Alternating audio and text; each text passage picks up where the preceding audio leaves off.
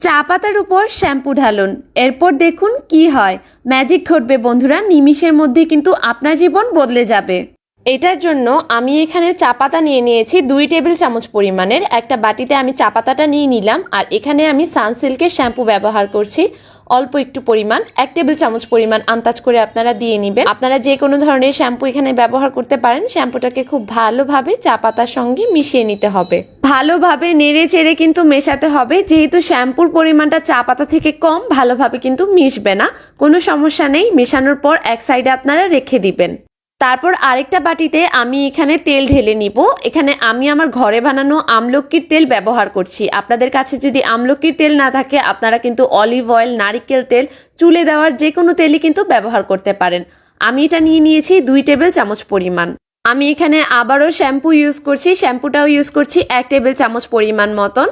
তারপর তেলের সাথে শ্যাম্পুটাকে ভালোভাবে মেশাতে থাকবো।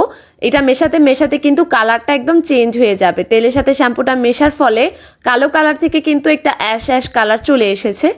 এই পর্যায়ে বুঝতে হবে মেশানো কিন্তু শেষ। এখন আমি চুলোয় চলে এসেছি। একটা প্যানে আমি 1 কাপ পরিমাণের পানি দিয়ে নিচ্ছি, আর দিচ্ছি 2টা লবঙ্গ। মেথি দিচ্ছি আমি অল্প একটু পরিমাণ, 1 চিমটি পরিমাণ। মেথি কিন্তু চুলের জন্য অনেক উপকারী। আর সাথে আমি দিয়ে নিচ্ছি শ্যাম্পুর সাথে চা পাতার যে মিশ্রণটা, সেইটা। মিশ্রণটা ঢালার সাথে সাথেই কিন্তু দুধ চায়ের মতন একটা রং চলে এসেছে। এখান থেকে আপনারা কিন্তু দেখতেই পাচ্ছেন খুব সুন্দর একটা রং চলে এসেছে। এটাকে আমাদের জাল করে নিতে হবে 5 মিনিটের মতন। রংটা যখন দুধ চায়ের রঙের থেকে এরকম কালো ফরম্যাটে চলে আসবে, তখনই কিন্তু বুঝতে হবে আমার জাল দেয়া হয়ে গিয়েছে। এবার আমি জাল কমিয়ে এটাকে নামিয়ে নিব। এই যে তখন রংটা কিন্তু এরকম থাকবে। এখন আমি এটাকে ছেঁকে আমার শ্যাম্পু আর তেলের যে মিশ্রণ ছিল সেইটার উপর দিয়ে দিচ্ছি।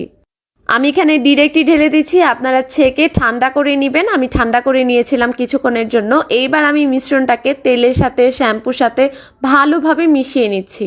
খুব ভালোভাবে কিন্তু মেশাতে হবে বন্ধুরা। এই মিশ্রণটা খুব ভালোভাবে যতক্ষণ মেশাবেন, যতক্ষণ রেস্টে দিবেন, ততই কিন্তু ভালো হবে, আর আপনাদের চুলের জন্য কিন্তু ততটাই উপকারী হবে। মিশ্রণটা আপনাদের চুলের জন্য যে কতটা হেল্পফুল হবে সেটা কিন্তু আপনারা কল্পনাও করতে পারবেন না।